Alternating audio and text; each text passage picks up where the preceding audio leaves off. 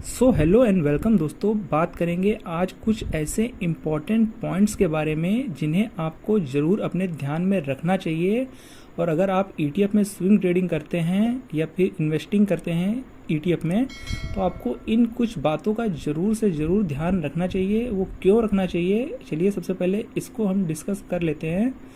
तो जैसा कि दोस्तों पता ही होगा आपको, लास्ट वीक निफ्टी 50 ने हाल ही में नया स्तर हाई लगाया है, जो कि 20,000 का लेवल टच किया है अपने इतिहास में पहली बार। और मार्केट इस समय लाइफ हाई पे ट्रेड करता हुआ दिख रहा है। निफ्टी 50 20,200 के आसपास ट्रेड करता हुआ देखने को मिल रहा है फिलहाल अभी के टाइम पे। तो बात की जाए, पिछले 6-7 महीनों में निफ्टी 50 में एक ज़बरदस्त तेज़ी देखने को मिली है। साथ ही सारे सेक्टर्स और सभी इंडेक्स में हमें एक ज़बरदस्त मूवमेंट देखने को मिला है अपसाइड। और लगभग बता दें, निफ्टी 50 में पिछले 6-7 महीनों में लगभग 16,900 से, जो कि मार्च 2023 में 16,900 के आसपास निफ्टी 50 था, और अब सितंबर 2023 में 20,200 के आसपास ट्रेड कर रहा है। मतलब कि 3,300 पॉइंट्स की लगभग तेज़ी देखने को मिल रही है पिछले 6-7 महीनों में। यानी बहुत ही शॉर्ट पीरियड में एक बड़ी तेज़ी देखने को मिली है। तो मतलब कि यहाँ पे हमें अपना पैसा कैसे सेफ रखना है उसके बारे में भी हम बात करेंगे। तो दोस्तों, कुछ इंपॉर्टेंट पॉइंट्स हम आज आपके लिए लेके आए हैं जिनको आपको ज़रूर फॉलो करने चाहिए, और कम से कम आपको इन बातों का ध्यान में ज़रूर रखना चाहिए अगर आप स्विंग ट्रेडिंग या इन्वेस्टिंग करते हैं ETF में। तो चलिए सबसे पहले बात कर लेते हैं पहले पॉइंट्स की, कि आपको पहला पॉइंट्स क्या है जिसे अपने दिमाग में रखना चाहिए इस समय, जैसा कि मार्केट लाइफ हाई पे ट्रेड कर रहा है। तो देखिए दोस्तों, लाइफ हाई पे जब भी मार्केट जाता है तो कहीं ना कहीं हमें गिरावट का खतरा जरूर ही अपने दिमाग में आ ही जाता है, ना चाहते हुए, क्योंकि मार्केट लाइफ हाई पे होता है तो गिरावट वहाँ से आएगी, तो बड़ी गिरावट भी आ सकती है। तो पहला पॉइंट जो यहाँ पे निकल के आता है वो दोस्तों, पहला पॉइंट निकल के आता है कि shift to large cap ETFs। तो देखिए दोस्तों, हो सकता है आपके पास आपके पोर्टफोलियो में कुछ ऐसे ETFs भी हों जो कि मिड कैप को या फिर स्मॉल कैप को कवर करते हों, लाइक MOM 100 या फिर मिड कैप 100, मिड कैप 150। तो ऐसे कुछ ETFs हैं जो मिड कैप या स्मॉल कैप को कवर करते हैं। तो कोशिश दोस्तों ये करिए कि अगर आपके पास मिड कैप के कुछ ETFs हैं तो उसमें से आप ETF से आप प्रॉफिट बुक कर सकते हैं, क्योंकि अगर आप देखेंगे जो मिड कैप के ETFs हैं उन्होंने लास्ट 5 से 6 महीनों में ज़बरदस्त रिटर्न दिए हैं। अगर MOM 100 की बात की जाए तो पिछले 6 से 7 महीनों में लगभग 40% के आसपास रिटर्न दिए हैं, जो कि स्टॉक्स के कंपैरिजन में भी देखा जाए तो बहुत ज़्यादा रिटर्न है। तो कहने का मतलब है, अगर यहाँ से गिरावट आई तो जैसा कि आपको पता होगा, गिरावट में मिड कैप जो स्टॉक्स होते हैं या फिर ETFs जो होते हैं वो ज़्यादा गिरते हैं as compared to large cap ETFs या फिर लार्ज कैप स्टॉक्स। तो मिड कैप में हमारा पैसा थोड़ा सा रिस्क में होता है, क्योंकि गिरावट होती है तो ज़्यादा गिरावट होती है, और क्योंकि लार्ज कैप जो होते हैं वो थोड़ा स्टेबलाइज स्टॉक होते हैं, वो उनकी मार्केट कैप ज़्यादा बड़ी होती है तो उनमें इतनी ज़्यादा गिरावट नहीं आती है। तो कहने का मतलब है, अगर आपके पास मिड कैप ETFs हैं तो आप कोशिश करिए उसमें से प्रॉफिट बुक करके आप अपना लार्ज कैप में स्वैप कर सकते हैं अपना पैसा। तो ये दोस्तों पहला पॉइंट हो गया। अब चलिए चलते हैं अपने दूसरे पॉइंट्स की तरफ। तो दूसरा पॉइंट जो दोस्तों निकल के आता है वो निकल के आता है फोकस ऑन प्रॉफिट बुकिंग। तो जैसा कि दोस्तों आपको पता ही होगा कि मार्केट लाइफ हाई पे है, और यहाँ से गिरावट का खतरा कहीं ना कहीं तो होता ही है, क्योंकि लास्ट शॉर्ट टर्म में बहुत ही अच्छे प्रॉफिट देखने को मिले हैं और बहुत ही अच्छे रिटर्न देखने को मिले हैं लगभग सभी ETF में। तो दोस्तों, अगर आपने किसी भी प्राइस पॉइंट में अगर पिछले 1 साल में बाइंग की थी तो लगभग आप आज की डेट में प्रॉफिट में होंगे ही होंगे। तो अगर दोस्तों आपने स्विंग ट्रेडिंग पर्पस के लिए अपनी पोजीशन बनाई थी और आपका टारगेट भी लगभग हिट हो गया है या फिर उससे ज़्यादा का रिटर्न मिल रहा है, तो कोशिश करिए दोस्तों प्रॉफिट बुक करने के लिए।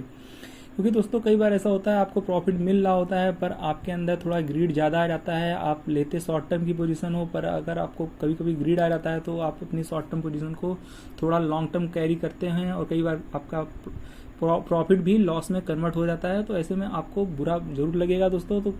तो कहने का मतलब है, अगर आपको ठीक ठाक प्रॉफिट हो रहा है, जितना रिटर्न समझ के चल रहे थे, जितना आपका टारगेट था उससे ज़्यादा भी आपको रिटर्न मिल रहा है, तो कोशिश करिए दोस्तों प्रॉफिट बुक करते हुए चलिए। इससे आपको, अगर आपके पास कैश होगा, आपके पास पैसा होगा, तो गिरावट में आप फिर से लगा पाएंगे और कंपाउंडिंग का भी बेनिफिट ले पाएंगे। अगर आपका सारा पैसा लगा रहेगा मार्केट में, आपको प्रॉफिट मिल रहा है, अगर आप प्रॉफिट नहीं बुक करेंगे, वापस से गिरावट आएगी तो आप जहाँ पे थे वहीं पे वापस आ जाएंगे, तो आपको कुछ भी रिटर्न नहीं मिलेगा। तो प्रॉफिट बुक करने का एक अपना अलग ही मजा होता है दोस्तों, तो उसे भी प्रॉफिट बुक करते हुए चलिए अगर आपने स्विंग ट्रेडिंग पर्पस के लिए या फिर शॉर्ट टर्म के लिए पोजीशन बनाई थी। बाकी लॉन्ग टर्म पोजीशन बनाई है तो कोई प्रॉब्लम ही नहीं, आप बने रह सकते हैं। तो ये था दूसरा पॉइंट दोस्तों।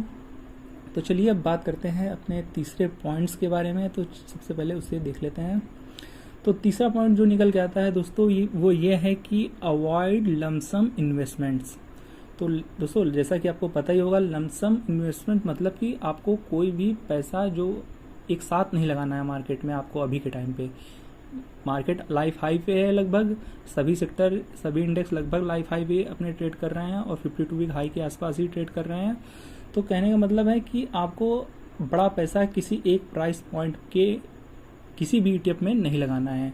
दोस्तों हमें अक्सर कमेंट आते हैं कि हमने XYZ ETF में एक लाइफ हाई पे या टॉप पे हमने बड़ा पैसा लगा दिया है। तो दोस्तों ऐसे में आपका पैसा काफ़ी लंबे समय तक के लिए फंसा रह सकता है अगर वहाँ से गिरावट आई, क्योंकि आपने अगर लाइफ हाई के टाइम पे बड़ा पैसा लगा दिया एक ही प्राइस पॉइंट पे, अगर मार्केट वहाँ से गिरता है तो बड़ी गिरावट के भी चांसेस बनते हैं और आपका पैसा काफ़ी लंबे समय तक फंसा रह सकता है मार्केट में।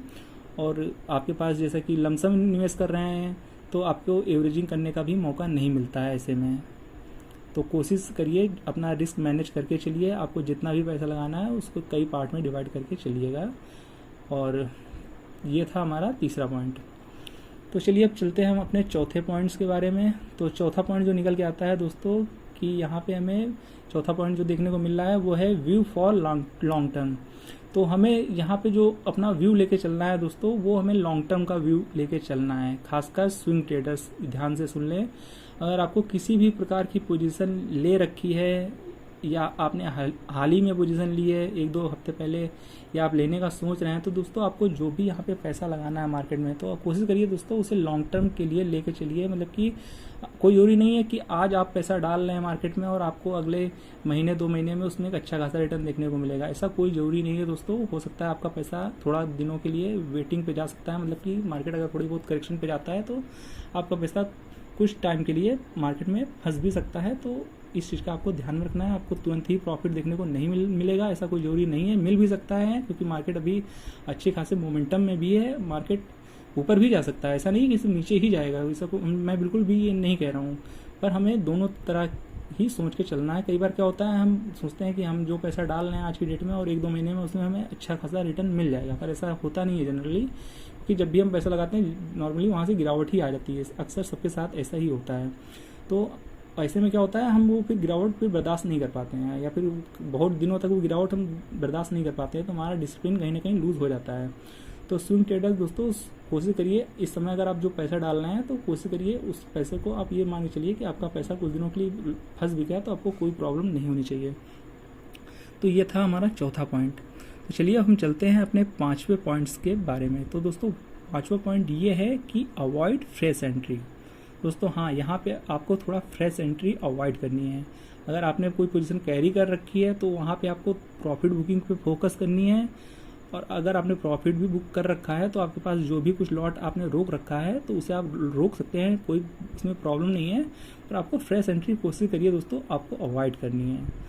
तो अगर फिर भी कोई मार्केट में पैसा लगाना चाहता ही है तो वो क्या करे, तो उसके लिए भी दोस्तों हम बता देते हैं। अगर इनकेस आप फिर भी पैसा लगाना ही चाहते हैं तो दोस्तों आपको कुछ चीज़ों का ध्यान जरूर रखना होगा। पहला पॉइंट दोस्तों ये है कि अगर आप फिर भी पैसा लगाना चाहते हैं, इस लाइफ हाई पे भी पैसा लगाना चाह रहे हैं किसी ETF में, तो कोशिश करिए दोस्तों स्मॉल अमाउंट से आपको पोजीशन लेनी है। लाइक अगर आप किसी भी ETF में फॉर एग्जांपल अगर आप निफ्टी 20 में 1 लाख रुपए लगाना चाहते हैं तो आप बिल्कुल छोटे अमाउंट से अभी के टाइम पे अपना निवेश स्टार्ट करिए। लाइक 10,000 से बड़ी पोजीशन बिल्कुल भी मत लीजिएगा। अगर आप 1 लाख लेना चाहते हैं, मतलब अगर उस ETF में आप 1 लाख रुपए लगाने की क्षमता रखते हैं उस पर्टिकुलर ETF में, तो उसके 10% ही लगाइए, लाइक 10,000 से कम ही लगाइए।